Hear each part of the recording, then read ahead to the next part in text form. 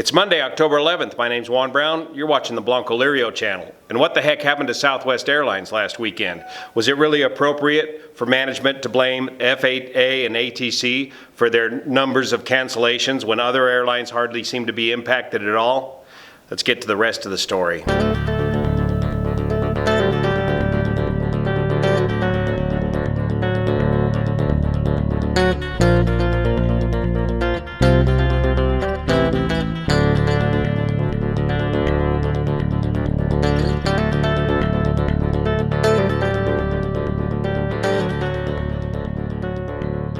According to the New York Times, Southwest canceled more than 1,000 flights on Sunday and just over 800 on Saturday.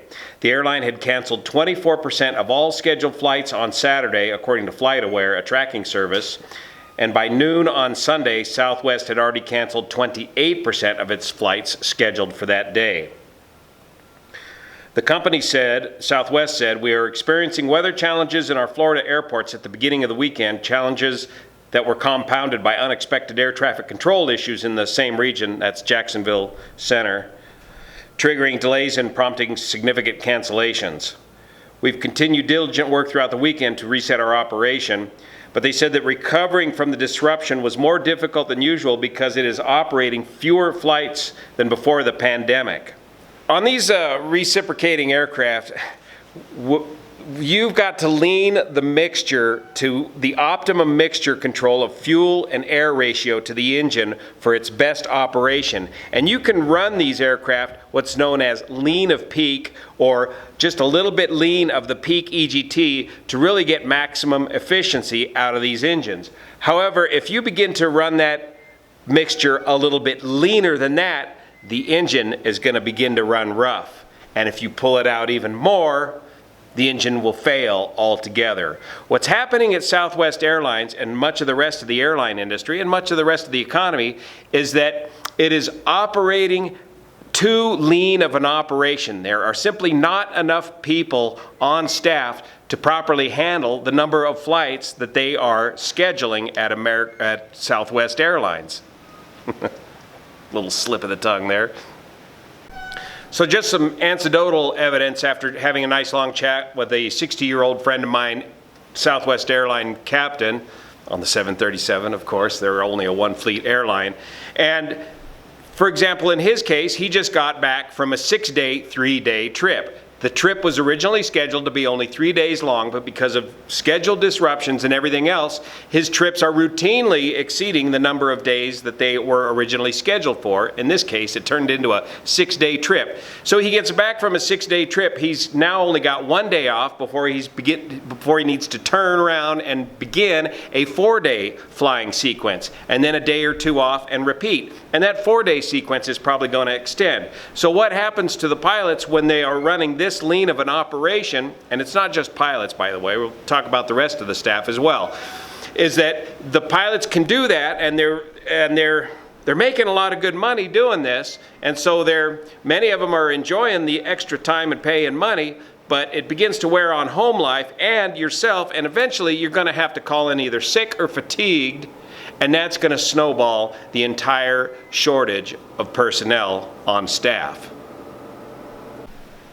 Now, this is not just a pilot problem. Over on the rampers and staff, the people that help get these aircraft off the ground, they are being asked to work double shifts and quite a bit of overtime in order to keep the operation going on a daily basis. Now, a lot of these jobs are low-paying jobs, maybe $15 an hour or so, and these people are enjoying, to some extent, the extra overtime and work, but it's beginning to wear on them as well. There are many issues affecting these staffing levels, but primarily it's management's wanting to add a whole bunch of flights and not having the manning on board to handle all of these flights as the resurgence in demand returns after this pandemic. But getting the staff and the people back on board to handle this demand is a challenge. A lot of folks in that $15 an hour bracket, of course, are getting paid well to not work during the pandemic, and so getting them back to work has been a challenge. And on the pilot side, we're still trying to recover from the training backlog caused from laying off so many pilots during the pandemic and then getting them through training and back up to speed and back out on the line. There's a backlog of training pilots in the training facilities to keep that system moving smoothly. Now, the elephant in the room that nobody's willing to talk about is the federally mandated COVID vaccine requirement requiring all major airline employees to be fully vaccinated by December 8th of this year.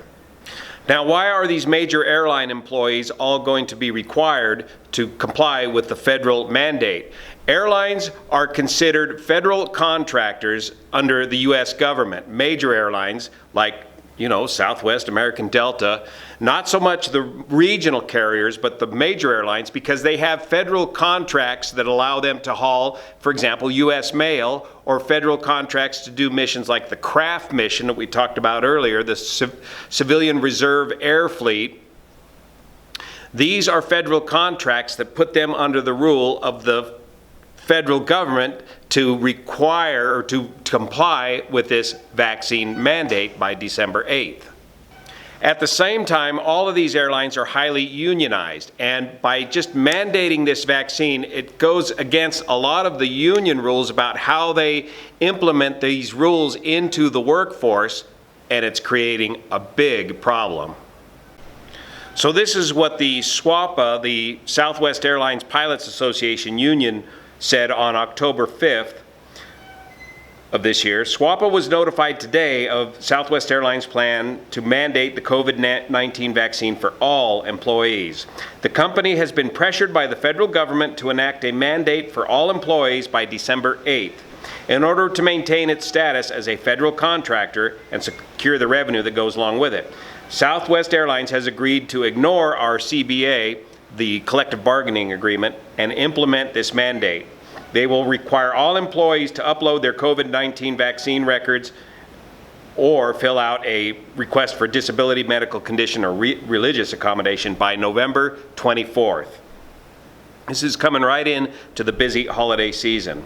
The company has further stated that the presence of antibodies will not be a permissible exemption. Management has told SWA that beginning on November 29th, they will begin the disciplinary process for pilots not in compliance, which will ultimately result in termination. For the record, I got my vaccine back in March. I had no side effects from the vaccine. I had both shots, and I've never had COVID, and I have not had a reaction from this is not about me and my opinion about vaccinations. This is about how this vaccination mandate is being handled and implemented that is going to have this big impact on the industry. And SWA goes on to read that we want to be perfectly clear, SWA is not anti-vaccination, but we do believe that under all circumstances, it is our role to represent the health and safety of our pilots and bring their concerns to the company. Remember, it wasn't too long ago when these vaccines were first being developed that we were being advised by FAA and Aeromedical to not take an experimental vaccine, wait until it gets approved, because you could jeopardize your Class 1 medical. Well, they got that fairly well sorted out, but here we go. This also comes at a bad time for Southwest, as they're in the middle of contract negotiations with their pilots right now, and as a result of all this, SWA will be filing a temporary restraining order this week to stop the company from carrying forward this vaccine mandate. Now, was this disruption in service this weekend a job action by the union? No, it can't be. That is an illegal job action. The unions cannot take that sort of action. This is individual people. This vaccine mandate is simply a match that's lighting an already very combustible situation. It's going to be the thing that pulls that mixture control out just enough to get that engine to really stumble and possibly quit.